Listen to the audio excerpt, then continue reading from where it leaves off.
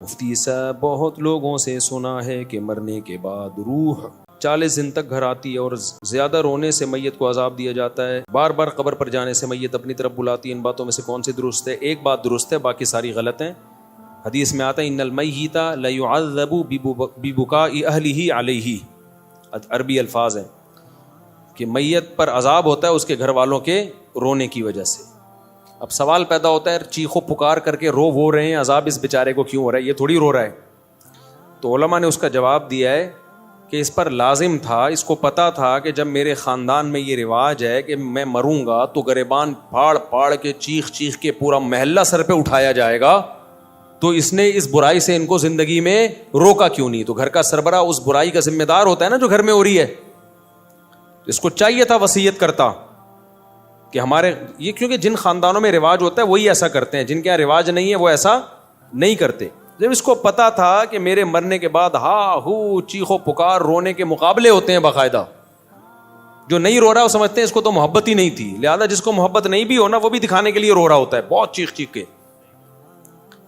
تو وہ صبر کا حکم ہے، رونے کی اجازت ہے، وہ تو محبت کا تقاضا ہے بھائی، لیکن ایسے چیخنا، عورتوں کی آوازیں گھروں سے چیخو پکار کی باہر جانا، یہ بہت بڑا گناہ ہے، اس پہ اتنی شدید وعیدیں ہیں، یہ اسلام میں جائز نہیں ہے۔ تو اس کو پتا تھا میرے خاندان میں یہ رواج ہے، تو نے وصیت کیوں نہیں کی؟ ان کو روکا کیوں نہیں کہ میرے مرنے کے بعد یہ حرکتیں نہیں ہوں گی؟ تو ایسی صورت میں اس کو بھی عذاب ہوگا جب کوئی روئے گا، کیونکہ اس گناہ کا ذمہ دار یہ بھی ہے۔ ان المیت لیعذب ببکاء اہلہ، تو اس کا مطلب یہ ہے کہ جس کو پتا تھا میرے مرنے کے بعد یہ سب کچھ ہوگا لیکن پھر بھی اس نے منع نہیں کیا خاندان والوں کو، تو اس کو پھر تکلیف ہوتی ہے، جتنا چیخو پکار ہوتی ہے، اس کو فرشتے مارتے ہیں، بولتے ہیں تیرا کیا کرائے، تیری تربیت ہے۔ لیکن اگر وہ وصیت کر چکا تھا اور ان کو سمجھا کے جا چکا تھا تو پھر قرآن میں صاف پتہ چلتا ہے لا تزر وازرۃ وزر اخری، کوئی دوسرے کے گناہوں کا بوجھ نہیں اٹھائے گا، پھر ان کے رونے چیخنے سے اس کو کوئی گناہ نہیں ملتا۔ حدیث میں آتا ہے ایک صحابی کا انتقال ہوا تو دوسرے نے بہت تعریف، مرنے کے بعد ہم تعریفوں کے پول باندھ دیتے ہیں نا، روایت میں ہے یہ جو میں آگے پیش کر رہا ہوں آپ کے سامنے، بہت تعریفیں۔ تو نبی نے فرمایا قبر میں اس کو فرشتے مارتے تھے اور پوچھتے تھے کہ بتا کیا تو واقعی میں ایسا تھا؟ یعنی یقیناً تو ایسا نہیں تھا، تو کیوں جھوٹی تعریفیں کروا کے گیا لوگوں سے اپنی؟ بعض لوگوں کی عادت ہوتی ہے نا کہ وہ اپنی جھوٹی تعریفیں کروا کے اپنے غلط امیج دنیا کے سامنے، جو اچھا امیج ہوتا ہے لیکن وہ جھوٹا ہوتا ہے، تو امیج ایسا بنا کے، یہ لفظ امیج نہیں ہے، مجھے کسی نے بتایا امیج ہے نا، تو میں جو انگلش میں غلطی کیا کروں مجھے بتا دیا کرو میرے بھائی، میں کوئی انگریز امریکہ میں تھوڑی پیدا ہوا ہوں۔ تو ایسا اس کا امیج بنایا ہوا تھا کہ یعنی جو بعض لوگ ایسا اپنا تصور لوگوں کے دماغوں میں بنا کے جاتے ہیں جیسے بہت نیک، تو ایسے میں اگر مرنے کے بعد آپ کی جھوٹی تعریفیں ہو رہی ہیں نا تو اس پہ بھی چترول لگتے ہیں کہ لوگ کہہ رہے ہیں یوں تھا تو تھا گیا، تو ایسا ہے پٹاخ ایک لگے گا، بتا تو ایسا تھا۔ تو اس لیے جیسے ہو ویسے ہی نظر آؤ، اپنے بارے میں زیادہ نہیں تعریفیں کروایا کرو لوگوں سے۔ ہاں جو نعمتیں اللہ نے دی ہیں اس کا اظہار کرنے میں کوئی حرج نہیں ہے بھائی۔ غیر مسلم اگر خوبصورت ہے تو دیکھنے میں اچھا لگے گا، تو اس کا تو، اور مسلمان تہجد گزار بدصورت ہے تو دیکھنے میں اچھا نہیں لگے گا۔ تو اچھا لگنے کا تعلق مسلم یا غیر مسلم سے نہیں ہے، اگلے کی پرسنالٹی سے ہے۔ ہاں اعمال کے لحاظ سے اگر اچھا لگ رہا ہے پھر غلط ہے، اعمال کے لحاظ سے کافر اچھا نہیں ہو سکتا۔ تبھی ہم کہتے ہیں کافر کی خوبیوں کو بیان کیا کرو کہ بھئی ان لوگوں میں یہ خوبی، لیکن یہ کہنا کہ وہ مسلمانوں سے اچھے ہیں یہ زیادتی ہے بھائی۔ مسلمانوں سے اچھے کیسے ہو گئے؟ جو خدا کا انکار کرے اور جو خدا کو مانے دونوں برابر ہو سکتے ہیں؟ ایک اللہ کو مانتے ہیں، اللہ کے پیغمبروں کو، اللہ کی کتابوں کو مانتے ہیں، دوسرا مانتا ہی نہیں ہے، وہ کہتے ہیں میں خود بخود بناؤں، تو اپنے خدا کا انکار کر دیا اللہ کا، تو مسلمان سے اچھا۔ اگر وہ اچھے ہوتے تو اللہ مسلمانوں کو جہنم میں بھیجتا، پھر ان کو جنت میں بھیجتا۔ ہاں یہ کہنا درست ہے کہ ان چیزوں میں وہ مسلمانوں سے اچھے ہیں، اور سب مسلمانوں سے بھی نہیں، خاص جیسے پاکستانی مسلمانوں سے امریکی مسلمان کرپٹ نہ ہونے میں اچھے ہیں، جاپانی مسلمان پاکستانی مسلمانوں سے ڈسپلن میں اچھے ہیں، ڈسپلن ان کا بہت اچھا ہے، صفائی ستھرائی میں وہ پاکستانی مسلمانوں سے اچھے ہیں۔ تو پاکستانی کس چیز میں اچھے ہیں وہ سوچ رہا ہوں، ابھی کوئی دماغ میں آئے گا تو بتاؤں گا۔ تو بیوی سے وفا کرنے میں پاکستانی مسلمان جاپانیوں سے اچھے نہیں، بہت اچھے ہیں، سمجھتے ہو؟ اور ایک اور چیز رہ گئی، بچے پیدا کرنے میں بھی بہت اچھے ہیں۔ تو چند چیزوں میں تو ہو سکتا ہے، یہ تو کافروں میں بھی تھا نا۔ نبی صلی اللہ علیہ وسلم نے فرمایا خیارکم فی الجاہلیت خیارکم فی الاسلام، جو زمانے جاہلیت میں کافر اچھے تھے اسلام میں بھی وہی اچھے ہیں۔ تو اس سے پتہ چلا کافر میں بھی کوئی اچھا ہو سکتا ہے نا۔ تو یہاں اچھائی سے مراد ہے چند صفات میں اچھائی، غیرت میں، بہادری میں۔ تو بعض کافر بڑے غیرت مند ہوتے ہیں، بہادر ہوتے ہیں، سخی ہوتے ہیں، تو جب وہ اسلام لاتے ہیں تو وہ بہادری غیرت اور بڑھ جاتی ہے۔ تو صحابہ کرام زمانے جاہلیت میں سخی تھے، بہادر تھے، رشتہ داری جوڑنے کو اچھا سمجھتے تھے۔ یہی جب مسلمان ہوئے تو یہ وفا کس کے لیے استعمال ہوئی؟ پھر نبی کے لیے۔ اور جو منافق تھے مدینہ میں، وہ کمبخت اسلام لانے سے پہلے بھی 2 نمبر، اسلام بھی لانے کے بعد بھی 2 نمبر۔ وہ جدھر دیکھتے تھے نا پلڑا بھاری ہے ادھر کو پلٹ جاتے تھے۔ تو نبی کے جو رشتہ دار تھے قریشی ہاشمی، حضرت ابو طالب کو دیکھو، اگرچہ کفر میں موت ہوئی ہے لیکن رشتہ داری آخری دن تک نبھائی ہے نبی کے ساتھ، کہ میرا بھتیجا ہے، میں اس پہ کسی کو انگلی اٹھانے نہیں دوں گا۔ 3 سال نبی صلی اللہ علیہ وسلم کو شعب ابی طالب میں آپ کا بائیکاٹ کر کے بند کیا گیا، پتے کھانے پڑے ہیں 3 سال، معاشی بائیکاٹ۔ ابو طالب نے غیر مسلم ہونے کے باوجود وقت کس کے ساتھ گزارا؟ پیغمبر کے ساتھ۔ کیوں؟ مشکل میں اپنی قوم کو نہیں چھوڑنا۔ ٹھیک ہے نظریے کا اختلاف ہے لیکن قوم کی بیس پہ ساتھ دے رہے ہیں۔ تو کسی بھی بیس پہ جب کوئی ساتھ دیتا ہے تو اس کے لیے غیرت کا ہونا ضروری۔ بے غیرت کیا کرتا ہے؟ جہاں کوئی مصیبت آئی ایک دم، ہمارے ایک دوست تھے، ان کہتے ہیں میرا ایک بڑا جگری دوست تھا نا، ہر وقت ساتھ، کہنے ایک دن 2-3 لڑکوں نے مجھے گھیر لیا پیٹنے کے لیے نا، کوئی پڈا تھا، کہہ رہے میں نے کہا کوئی بات نہیں، ہم بھی 2 ہیں نا، نمٹ لیں گے، دیکھیں گے۔ کہہ رہے میں مار کھائے جا رہا ہوں، کوئی رپلائی کہیں سے ہو ہی نہیں رہا۔ کہہ رہے میں نے اپنا وہ لنگوٹی یار دیکھا تو وہ 3 کلومیٹر پہ نا بھاگا جا رہا ہے۔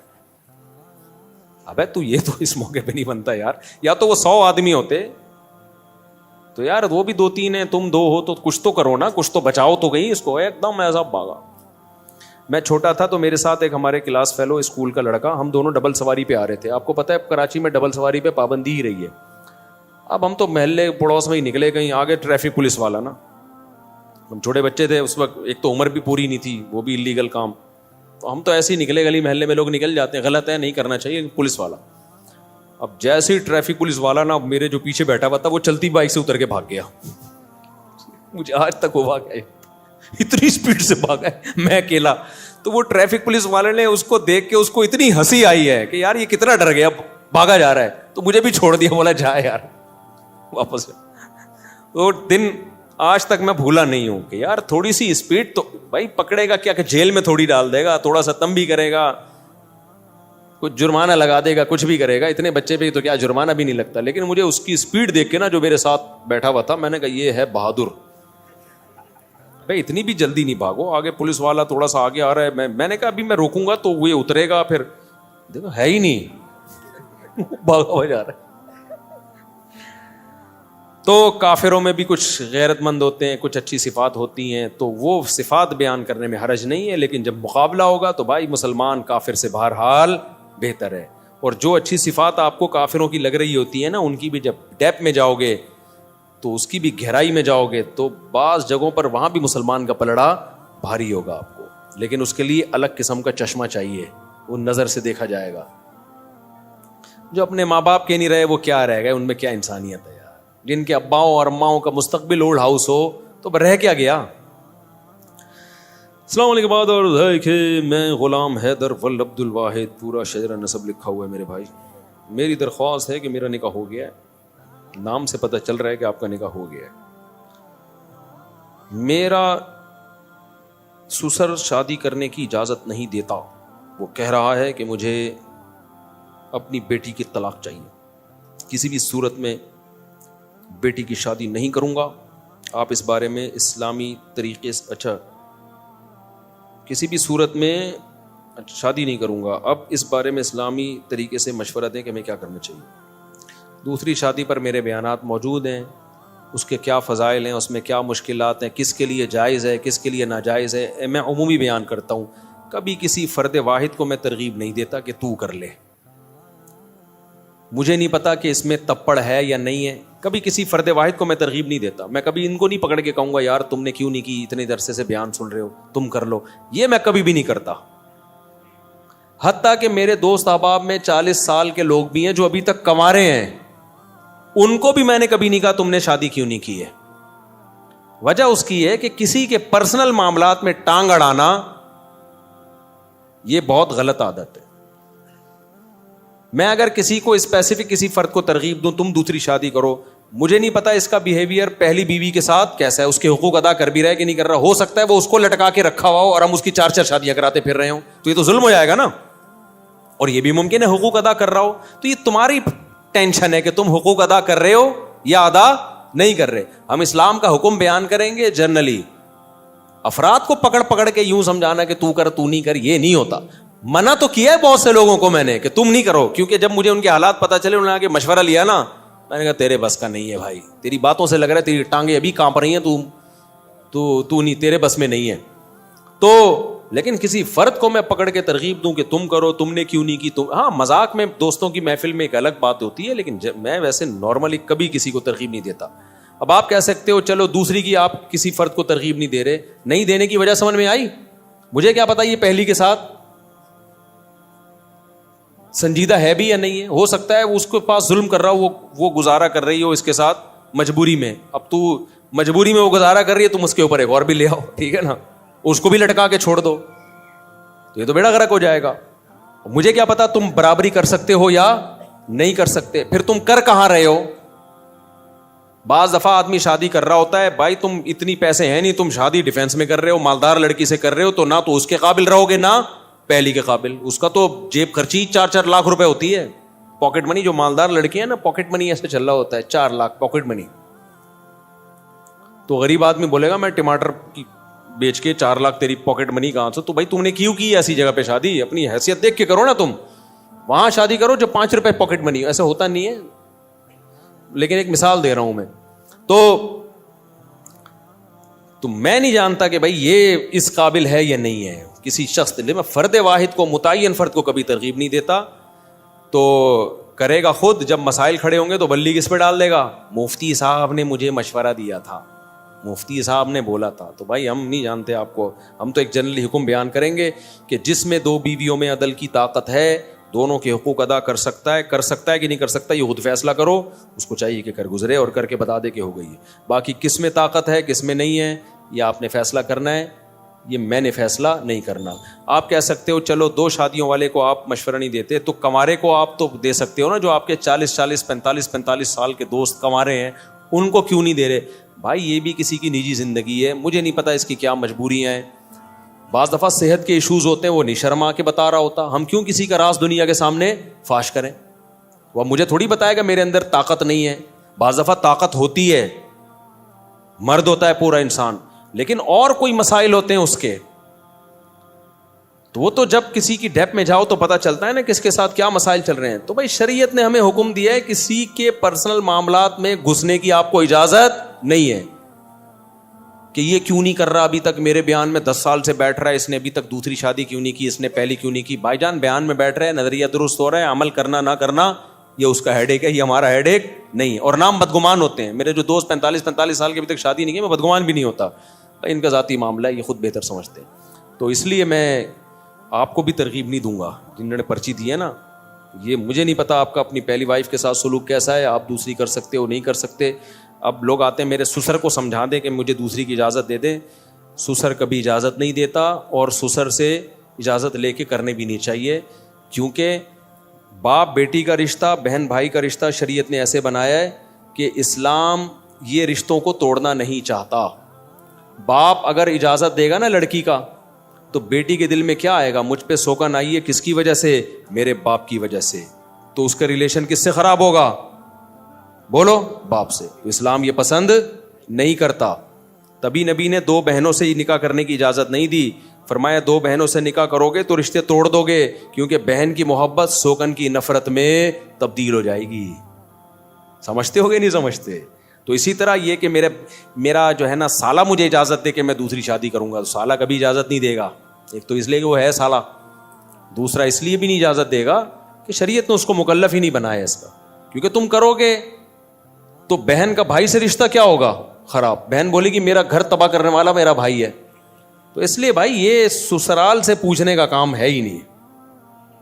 تپڑ ہے تو پاس کر ورنہ برداشت کر, یہ کام. اور کرو جب حقوق ادا کرو. تو کون کرے گا کون حقوق ادا نہیں یہ مجھے نہیں پتا بھائی. اس لیے ہم جنرلی ایک شریعت کا حکم بیان کرتے ہیں. قرآن نے بھی ایک حکم بیان کیا کہ جو 2 بیویوں میں برابری کرے وہ 2 3 4 شادیاں کرے. اللہ نے یہ الگ الگ نام لے کے نہیں بتایا کہ انڈا موڑ پہ فلاں صاحب بھی کریں اور پٹیل پاڑا پہ فلاں صاحب بھی کریں اور ڈیفینس میں فلاں صاحب اور 14ویں صدی میں فلاں فلاں لوگ کریں, اس اسٹیٹس کے لوگ کریں, اس اسٹیٹس کے لوگ نہ کریں. یہ کہیں نہیں ہے. جنرلی حکم دے دیا بھائی جو ان قواعد پہ پورا اترتا ہے.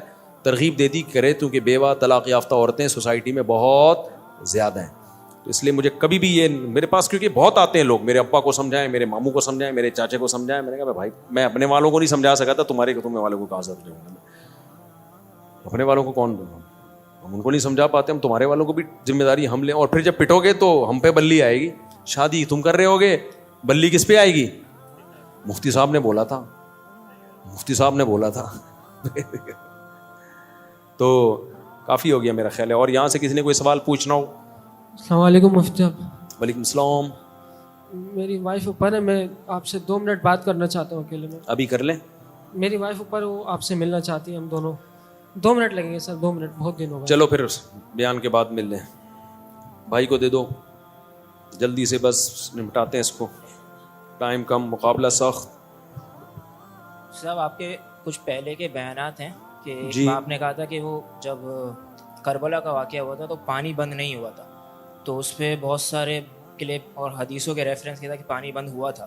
اور پھر آپ کے کچھ بیانات وہ تھے کہ جب وہ حضور کی جو گھر والے ہیں اس میں آپ نے کہا تھا گھر والوں میں اہل بیت میں بیویاں آتی ہیں سب سے پہلے, تو حضرت عائشہ اور باقی بیویاں. تو اس میں انہوں نے کہا تھا ایک روایت پیش کی تھی کہ وہ جب حضور نے ایک چادر تھی تو اس میں حضرت سلمان مباہلے کے لیے نبی صلی اللہ علیہ وسلم گئے تھے تو چادر میں 5. تو اس سے نا آپ کو یہ کہتے ہیں بعض لوگ, وہ بعض ہیں کہ آپ یہ لوگ جو ہے نا اقراری یعنی انکاری نہیں ہے لیکن اقراری بھی نہیں ہے اہل بیت کے, یعنی اقرار بھی نہیں کرتے صحیح طریقے سے. ہم نے ہرگز انکار نہیں کیا کہ نبی نے مباہلے کے وقت جن افراد کو, جن مقدس ہستیوں کو اپنی چادر میں لیا تھا وہ اہل بیت نہیں ہے. یہ بالکل جھوٹ ہے.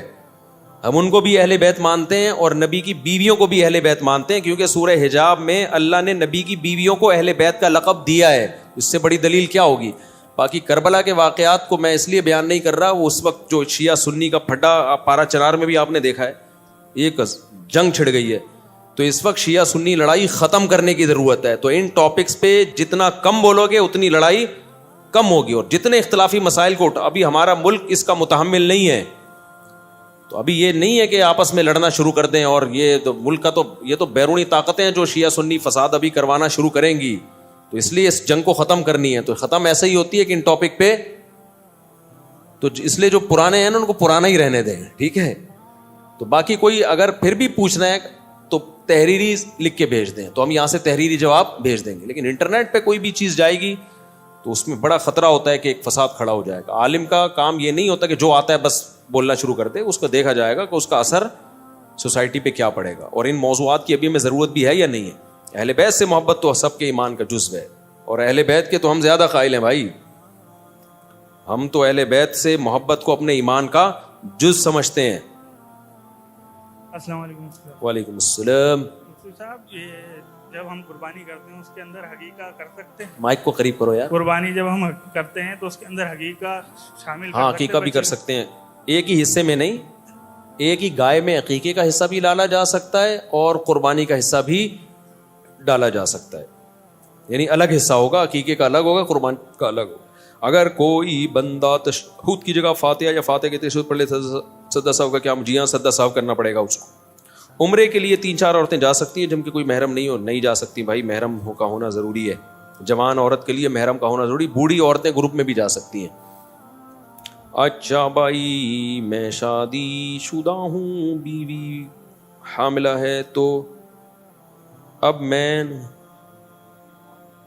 خواب میں, اچھا نبی صلی اللہ علیہ وسلم نے آ کر مجھے ایک نومولود بچہ پکڑا دیا اور فرمایا اس کی حفاظت کرنا کیونکہ آنے والے ٹائم میں مجدد ہوگا. میرے بھائی آپ اپنا جو ہے نا تھوڑا سا اس طرح کے خوابات جب آنا ہو آدمی کی کھوپڑی آؤٹ ہونا شروع ہو جاتی ہے. میں نے دیکھا. مجھے ابھی کچھ دن پہلے ایک بندہ ملا, پشاور سے آیا ہوں, اور کہنے لگا آپ کے بارے میں مجھے خواب آیا, نبی صلی اللہ علیہ وسلم نے خواب میں آ کے کچھ یہ بتایا کہ یوں کرو آپ کے بارے میں. میں نے کہا السلام علیکم. وعلیکم السلام. سب چیک. اگلا بھائی چلو بھائی. تو مجھے ہمارے ایڈمن نے کہا یار اتنا عظیم خواب سنا رہا ہے, آپ نے لفٹ ہی نہیں کرائی. میں نے کہا بھائی پتہ نہیں سچا سنا رہا ہے جھوٹا سنا رہا ہے, اور اگر خواب سنا بھی رہا ہے تو اس کی تعبیر کیا ہے, یہ اس میں ٹائم لگتا ہے. تو ایسے ہی تھوڑی جو بھی آ کے خواب سنائے اچھا اڑے یار بیان میں لاؤ بھائی. تو میں نے کہا اپنے اعمال درست کر رہو, پھر غلط خواب بھی آئیں تو کوئی فکر کی بات نہیں. اپنے اعمال اگر صحیح نہیں ہے تو جتنے مرضی اچھے خواب آئیں متاثر ہونے کی ضرورت نہیں ہے. تو اس لیے فوکس عمل کو زیادہ کرو. باقی نبی کا خواب میں آنا بہت بابرکت عمل ہے, لیکن یقینی تو ہو نا. کوئی بھی آ کے بول دے مفتی صاحب میں نے آپ کے بارے میں خواب دیکھا, میں کیسے یقین کر لوں بھائی. بعض دفعہ میں اس بیچارے کی جو پشاور والا ہے اس کو جھوٹا نہیں قرار دے رہا, لیکن میں تو کسی کو پرسنلی جانتا نہیں ہوں نا, تو بھائی ہو سکتا ہے کہ سچ بول رہا ہو سکتا ہے بعض دفعہ کوئی آدمی کسی کا فیور لینے کے لیے, یہ جو جعلی مریدین ہوتے ہیں نا, ان کے جعلی پیر ہوتے ہیں, ان کے مریدین جھوٹے خواب سنا سنا کے نا اپنے پیر کا بڑا قرب حاصل کرتے ہیں. پیر صاحب کہتے ہیں یہ خواب دیکھو یہ آیا ہے, سنا بے میرے بارے میں کیا ہے تیرے کو. تو بھائی میں کسی کو ذاتی طور پہ جانتا نہیں ہوں, میں نے یہ نہیں کہا آپ جھوٹ بول رہے ہیں. میں نے کہا بھائی ہو سکتا ہے سچ بول رہے ہو, ماشاءاللہ اگر واقعی دیکھا ہے تو اللہ مبارک کرے, جو اس کی برکتیں ہیں خواب کی ہمیں اللہ دے. اچھا بس اتنا ملا, میں گلے میں چلو نیکسٹ یہ کریں. وہ بالکل, ورنہ وہی واقعات ہو جاتے ہیں. ایک مرید نے اپنے پیر صاحب کو کہا کہ پیر صاحب میں نے خواب دیکھا ہے کہ آپ کی انگلیاں شہد میں اور میری انگلیاں پخانے میں.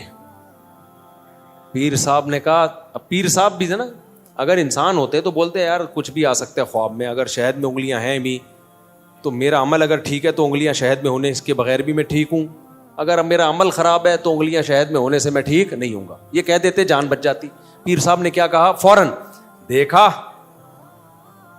یہی تو بات ہے, میری انگلیاں شہد میں اور تیری انگلیاں, مجھے اچھا نہیں لگ رہی یہ لفظ زبان سے نکالتے ہوئے, لیکن اس کے بغیر مزہ بھی نہیں آئے گا. تو میری انگلیاں تیری انگلیاں پخانے میں اور میری انگلیاں شہد میں, یہی تو ہے. کہتا ہے آگے خواب کمپلیٹ نہیں ہوا ہے, پورا تو سنے پیر صاحب. سب مرید سن رہے تھے نا, پیر صاحب چوڑے میں ہاں بھائی. کہتے ہیں اینڈ میں دیکھا کہ آپ کی انگلیاں میں چاٹ رہا ہوں, میری انگلیاں آپ چاٹ رہے ہیں. آپ کی انگلیاں میں چاٹ رہا ہوں, میری انگلیاں آپ چاٹ رہے ہیں. تو کوئی مجھے اچھا خواب سنا دیتا ہے نا آپ کے بارے میں یہ آیا, میں کہتا ہوں بھائی ماشاء ٹھیک ہے صحیح ہوگا, اللہ تعالیٰ برکت دے, بس اس سے زیادہ میں لفٹ نہیں کراتا, سمجھتے ہو. میں کہتا ہوں بھائی اعمال اچھے ہیں, برے خواب آئیں پھر بھی ٹھیک ہے, اعمال خراب ہیں تو اچھے خوابوں سے خوش فہمی میں مبتلا نہیں ہونا چاہیے. تو اس لیے آپ بس گولی کھا کے سو جائیں. جن کو یہ اچھا خواب آیا ہے, زیادہ اپنے خود پسندی پیدا ہونا شروع ہو جاتی ہے کہ میرا بچہ مجدد ہوگا, ہوتا پتہ نہیں کیا ہے وہ, کیا نکلے گا. السلام علیکم سر. وعلیکم السلام. میرے دوست ہے ہاسٹل میں. کہاں پر؟ ہاسٹل میں میرے دوست ہے. عسکری میں؟ ہاسٹل میں روم میں ہاسٹل میں. تو وہ لیٹ نائٹ جو ہے نماز پڑھتے ہیں نا 1 بجے 2 بجے. تو ہماری ریزننگ بھی ہوتا ہے اس میں کہ میں بولتا ہوں کہ ٹائم پہ نماز کرو, فون کی وجہ سے چھوٹ جاتے ہیں. عشاء کی نماز لیٹ پڑھتے ہیں؟ جی عشاء کی, وہ بولے کہ صبح تک ہوتے ہیں. تو اس میں کیا حوالے سے؟ عشاء کی نماز کا ٹائم تو فجر سے پہلے تک ہوتا ہے, لیکن اتنی دیر کرنا جائز نہیں ہے. سر وہ جو ہے وہ فون کی وجہ سے چھوڑتے ہیں, فون کی وجہ سے فون استعمال کرتے اس وقت نماز کی جو ٹائم. غلط ہے نا یہ. عشاء کی رات 1/3 سے پہلے پڑھ لینی چاہیے. بہت شدید مجبوری ہو تو آدھی رات سے پہلے. تو آدھی رات کے بعد, آدھی سے بھی زیادہ ڈیلے کرنا پھر مکروہ ہے, ناپسندیدہ ہے, یہ برا عمل ہے. تو 1/3 رات, ورنہ بہت ہی لیٹ کرنا ہے تو آدھی رات کا آدھا حصہ گزرنے سے پہلے پڑھ لی جائے.